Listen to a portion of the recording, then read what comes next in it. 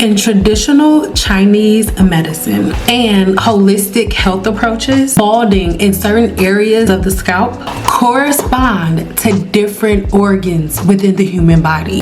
Now, this is not widely accepted throughout Western medicine, but some alternative health practitioners believe that balding in specific areas of the scalp could be an alert or a signal to some type of imbalance within one of the organ systems within the human body. Right now, really quick, I'm going to break down for you each section of the scalp and how it corresponds with different things or different imbalances that could be going on within the human body. So if you want to get to the bottom of that, make sure you stick around until the end of this video.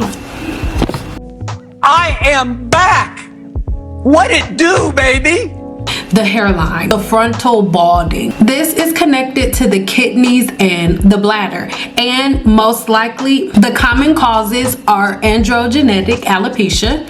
Video on that form of alopecia in the description box below. This is male and female pattern baldness where there are high stress levels and high levels of DHT, which attacks the hair follicle. The TCM connection, and TCM just stands for traditional Chinese medicine. I'm not gonna keep saying that. The frontal hairline is connected with the kidneys and the bladder. The potential health concerns are weak kidneys, which enlist a bunch of different issues. Adrenal fatigue, which causes chronic fatigue and stress intolerance. Bladder dysfunction, or you may start getting a lot of bladder infections. Next up is hormonal imbalances and different thyroid issues. Number 2, the temples. Common causes are high stress levels, high testosterone to estrogen ratio. You'll have a really unbalanced level of the estrogen and testosterone within your body. This will also show up with a poor circulation. The TCM connection, the temples are connected to the liver and the gallbladder. So some of the potential health concerns are liver congestion and toxicity. This can be from alcohol, a poor diet, or different medications that you're on. This will show up gallbladder dysfunctions, bowel flow issues, and gallstones. Poor detoxification, which leads to brain fog, acne, and fatigue. And then chronic stress, which leads to cortisol strikes, which then in return leads to poor hair growth. Number 3 is the crown vertex balding. Common causes are poor circulation, high blood pressure, stress, and genetic factors. In TCM medicine, the crown is connected to the intestines, small intestines to be exact, and the heart. Now, some of the potential health concerns are that poor heart circulation, poor heart function. This could be a potential sign of early cardiovascular disease. Next up is different circulatory issues that you can have. Low oxygen supply, where you have cold hands and cold feet all the time. Sporadically, you may notice a little bit of dizziness just randomly. Not that often, but a little bit. Poor nutrient absorption. This is coming from the small intestines, and this also ends up giving you gut inflammation from the dysfunction within the small intestines. Then emotional stress and anxiety, which can weaken the heart's function. Number 4, the side of the head, right? So your edges. This is linked to the liver and the pancreas. So this is linked to diabetes, insulin resistance, and disorders that affect your metabolism. TCM medicine also agrees that it's connected to the pancreas and the liver. Now, some common concerns: blood sugar imbalances like insulin resistance, pre-diabetes and diabetes, fatty liver disease or slow liver, or sluggish liver function, pancreatic issues, so like problems with the digestive enzymes, you having a deficiency in those digestive enzymes, causing a lot of issues and putting you at risk for diabetes, excessive alcohol, sugar, or fatty food consumption. So those are all of your concerns, common concerns in this area. Number five is the nape. Number 5 is the nape of the neck, right? This is linked to the lungs and the intestines. Common issues are autoimmune disorders, poor gut health, and chronic inflammation. The TCM connection, their connection is with the lungs and the intestines. Potential health concerns is like a weak cough, weak lung functions, I should say, chronic cough, asthma, and you're getting sick all the time. Like you're really susceptible to colds. Poor gut health, IBS, irritable bowel syndrome, leaky gut, and you may notice that you're having a whole lot of food intolerances as well. Autoimmune conditions such as alopecia areata and different thyroid disorders. Make sure you check the video linked in the description box below because I have a video all about the thyroid and what you can take to manage it.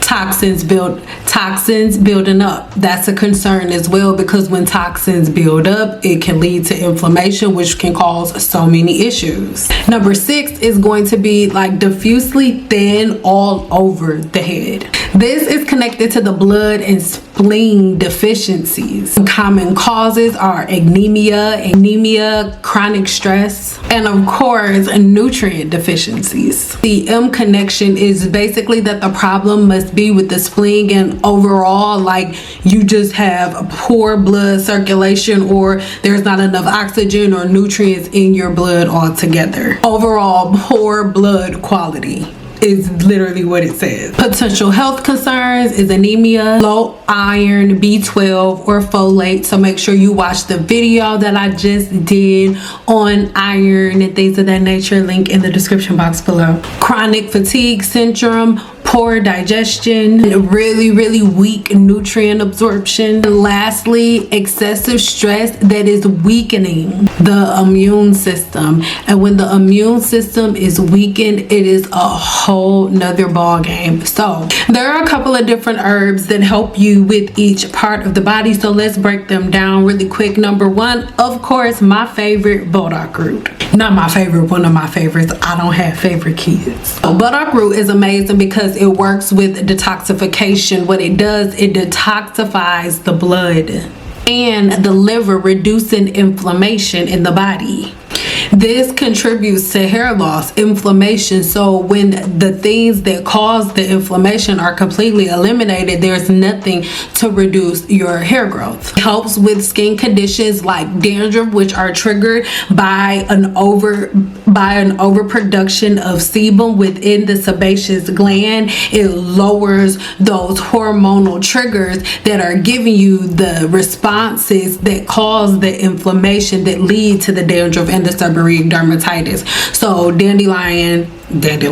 So Burdock root is amazing for that. Here are all of the key constituents listed here on the screen, but do me a favor, as soon as this video is over, make sure you go watch this video on Burdock root, because I've already broken it down in a video that's about 20 minutes long. So go over there and watch it. This one is great again for general detox issues.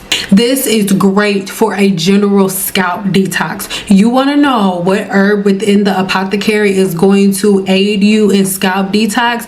My Burdock blue is the one. Burdock root is amazing and is going to do exactly that. And there's an infusion of a little bit of blue butterfly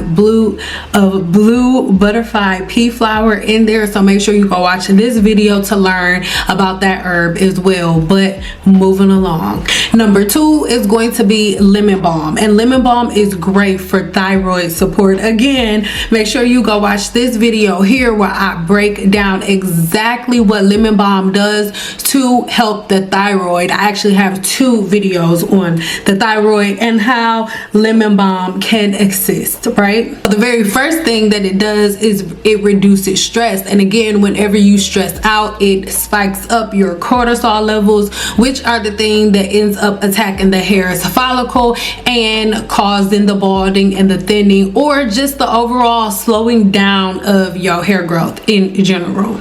It supports thyroid functions, which is really important for supporting a uniform system of hair growth all over your head and not you having little baby doll little patches. It enhances and ensures digestion and the proper nutrient absorption, and we talked about how important that is, and how most signs of balding are showing that you are lacking that type of absorption. So if you do something that gives that, if you do something that causes you to be able to get those nutrients, then your body will have what it needs to grow hair. Again, make sure you go watch the full video where I break down all these key constituents that you now see on the screen and explain to you what lemon balm can do for you. Number 3, rosemary. Rosemary is another one that's amazing. Now, we are going to unpack rosemary and quite a few other herbs in our next live broadcast. We will be breaking down herbs, how you should and shouldn't use them, and what the pros and cons are for all of the different ways that you're using herbs across social media right now. We're hopping deep into this. Herbs are a really important part of my life right now, and I will not stand by silently while people destroy the way that herbs are meant to be used. So if you haven't done so already, subscribe here to my channel, click on that bell notification to make sure you are notified when I post this next video, and make sure that you check the description box as well as the pinned comment for the link for the full live video on this topic. If you're watching this video after the live has already broadcasted, you can go right to it and watch it right now. But if not, then again, just make sure you save the date and turn on your notifications for the live that is coming up. But when we are talking about herbs and all the different botanicals that they possess, it is so important to first figure out what the issue is. Most of the time, everybody just runs to fight the manifestation instead of fighting the trigger that caused the manifestation. What do I mean by that? If you're new to my channel, you haven't heard me use this metaphor or example before, but when you think about it, right? First, there's a trigger, then there's the inflammation, then there's the scalp disorder like alopecia areata, right? So what do you have to do first? You have to first figure out what the trigger was that caused the inflammation that led to the androgenetic alopecia or the alopecia areata. That is your job. And then once we figure out what that trigger is, we stop that trigger, and then we slow down the inflammation and reverse it with herbs. So again, make sure that you are in this next live, because what you're looking at right now is all of the different parts of the human scalp that actually grow your hair, because all you guys have been looking at is what lies on the surface, the hair, but the things that you need to focus on lie deep beneath the skin, and your oils, your butters and greases do absolutely nothing for that. The only way that you can target these things are with herbs and your diet. That's it, and that's all. So for more, make sure you leave a comment, let's talk about it, and make sure you subscribe and turn on those post notifications, and make sure you watch the previous videos so you are all caught up. Check all of the playlists below, and make sure you watch this next video up on the screen that YouTube thinks that you would be interested in. I'll see you later. Make sure you leave a comment. Bye.